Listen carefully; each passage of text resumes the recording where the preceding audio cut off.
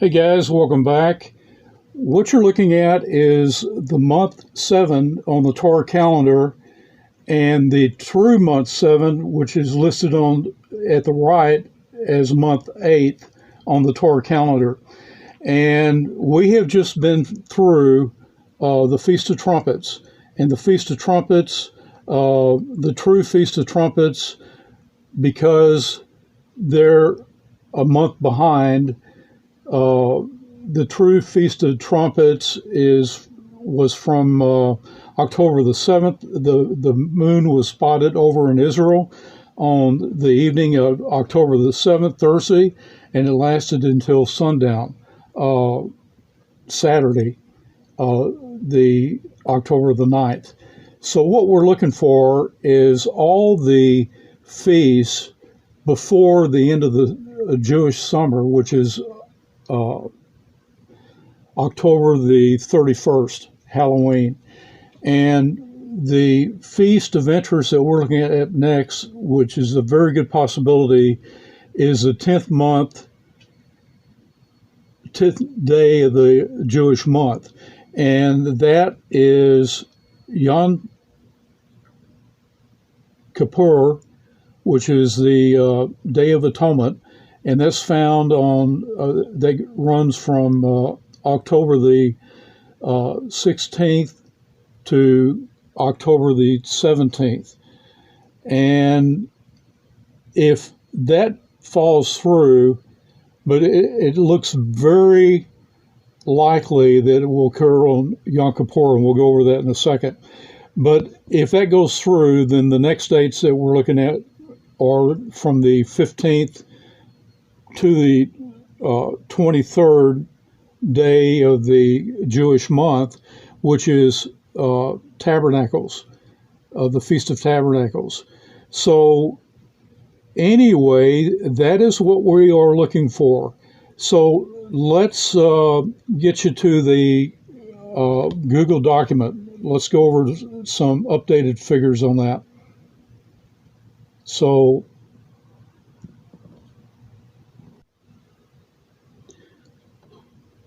to get to the Google document, you can go to the last video, click on description, and you will notice that the Google document is found right there. Or you can go to the bottom of the pinned comment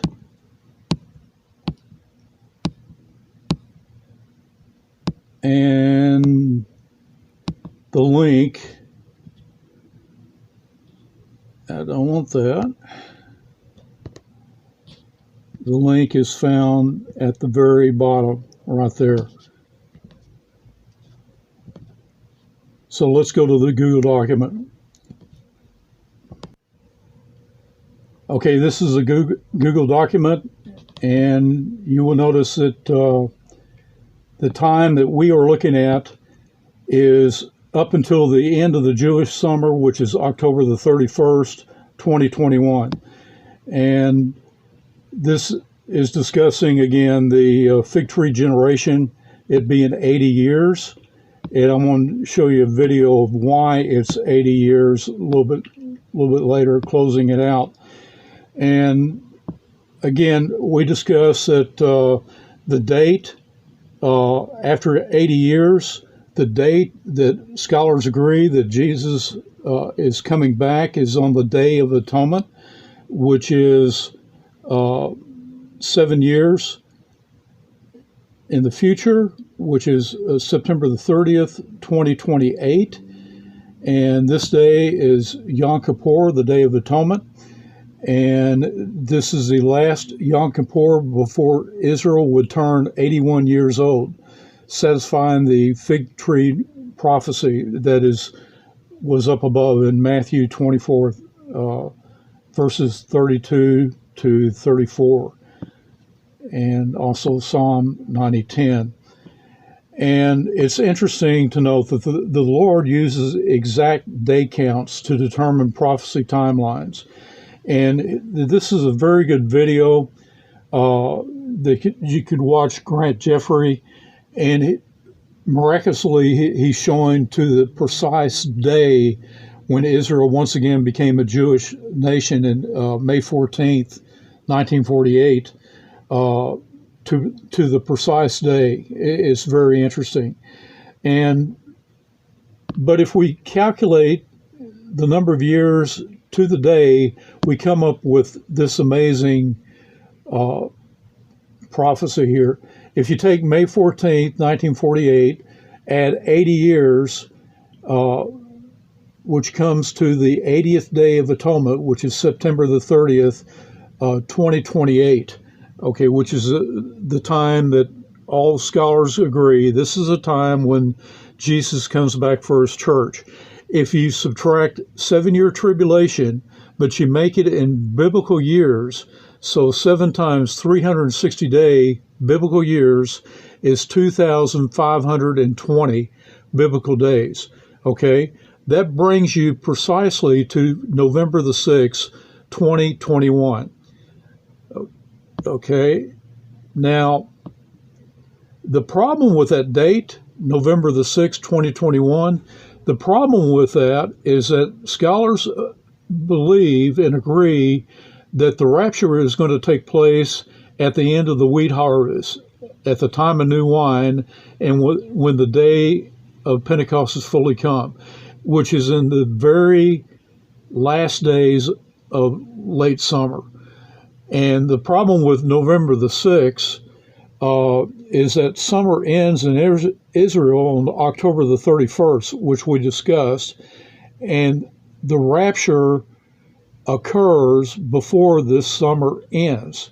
So the tribulation has to start if the ending date is going to be September the 30th, 2028, the tribulation has to start on or before November the 6th, 2021.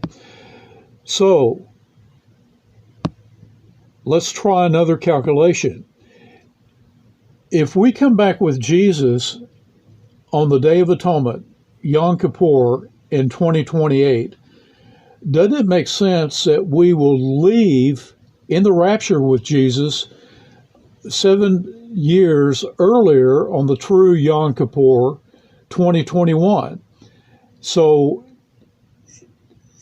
7 years distance between Yom Kippur in 2021 to Yom Kippur 2028 is 7 years. And it's kind of interesting that the traditional Jewish wedding back in Jesus' day was a 7-day period.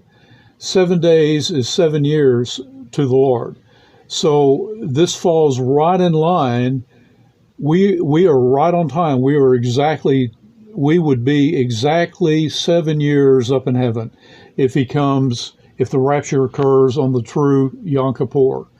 And this happens to be before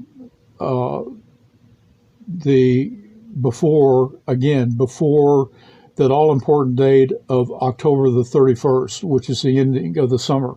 It's also interesting to note that the Bible talks of a 10-day delay in Revelation. And it's kind of interesting that the Feast of Trumpets is exactly 10 days before Yom Kippur. And this is found in Revelation 2:10. So our high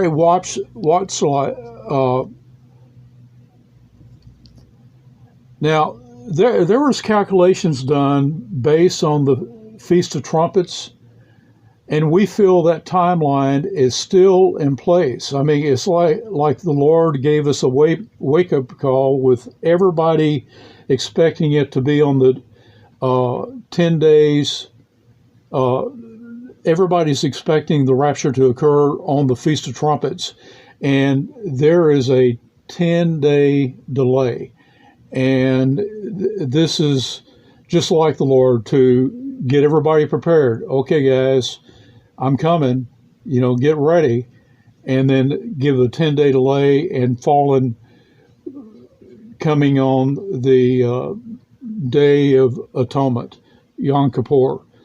And so what this means is that calculation that was given to us by Python is still in effect. The Lord is still basing everything off the new year, which is the true Feast of Trumpets. And we're going, what follows is kind of going through what has already been done previously in the previous video, but it breaks it down in more detail that it sure does look like the potential rapture date of Yom Kippur, October the 16th to the 17th, is still in play, and all the other figures is still holding up, and this is really an outline of what's to come. Everything is following precisely on the day counts that the Lord has made out. What I want to do is kind of play you this video that kind of explains the importance of 80-year period of time that the Lord gives Israel to get their act together before He's coming back again and closing up history. So let me play that video for you. Oh, by the way, this video is found on the document right here. Here's a link to the video.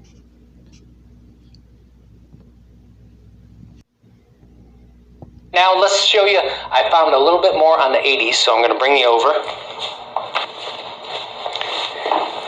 All right, are you ready, Mr. Bones? The 80-year prophecies, everyone. Oh, I didn't even see your mouth move.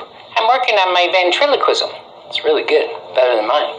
Okay, so we've added a few to this, and it really solidifies our belief that Jesus will come back for Israel when they're 80 years old. And that'll be 2028 at the Day of Atonement, September 30th, 2028. Count back 7 years. That's this year, folks. We gotta go. All right, so Moses was 80 when he was sent to free God's people. Let my people go. And he highlighted he was 80 when he sent him.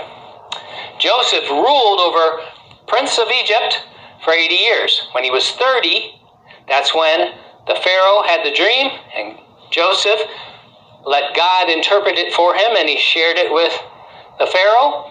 7 years of famine, and then 7 years of plenty, and then 7 years of famine. So Joseph was 37 when the 7 years of famine hit, and then he ruled for 73 more. 37, 73.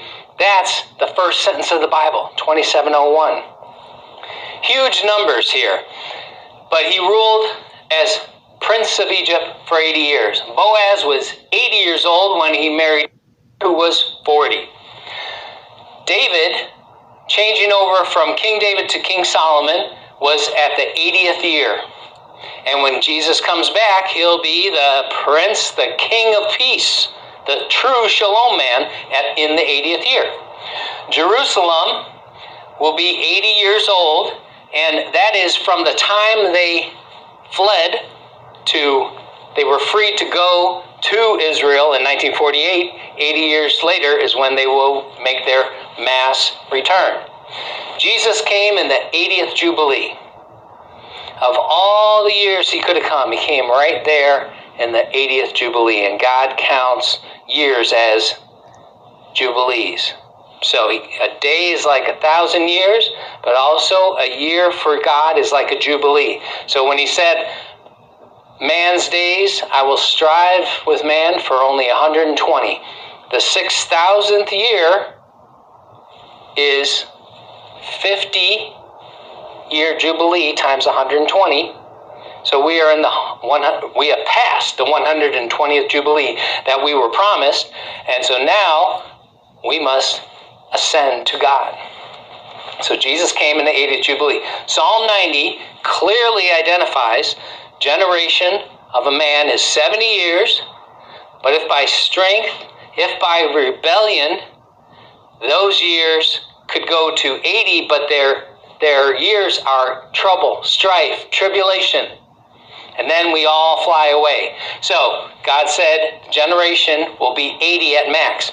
And I'm going to play this little clip right after I say the rest of this of the leader in Israel actually pointing out the 73 year and the 80 year.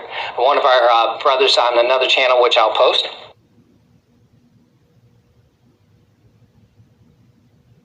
When his branch is yet tender and putteth forth leaves, ye know that summer is nigh. So likewise ye, when ye shall see all these things, know that it is near, even at the doors. Verily I say unto you, this generation shall not pass till all these things be fulfilled. The days of our years are 60 years and 10, and if by reason of strength they be 80 years, yet is their strength labor and sorrow, for it is soon cut off, and we fly away. And we do have a legacy, the Jewish people. We've got this bug that haunts us of division. We lost our first Jewish home to division between Israel and Judea. By the way, do you folks know what was the specific reason they separated? Anyone know? What was the igniter? It was taxes. Yeah. Solomon's son, Rehoboam, decided to raise taxes. Bad idea. So we lost 80% of the Jewish people. All of us are descendants only of Judea and Benjamin, right? And then we regrouped, formed another house, another home, another Jewish state. The first one survived 80 years. The first temple, 80 years. King David and Solomon, about 80 years. The second temple, or the second commonwealth of the Jewish people, survived as a sovereign and united country about 73 years during the Maccabees. And then again, internal strife tore us apart.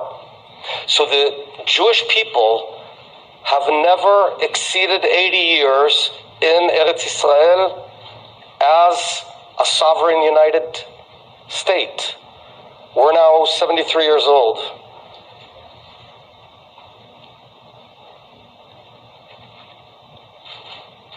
Man, this time, we're not going to let it fall apart. We're not going to let it fall apart. That's why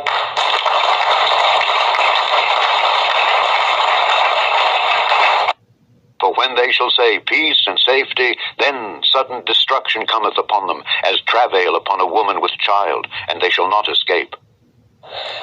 He actually pointed this out. It was fantastic. Okay?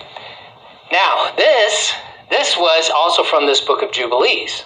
But Adam was given Eve in the 80th day of that first Jubilee and then they tilled the garden naked but not afraid, not ashamed, for a perfect 7 years. But Eve was given in that 80th day, and I'll post that little clip from the book of Jubilees.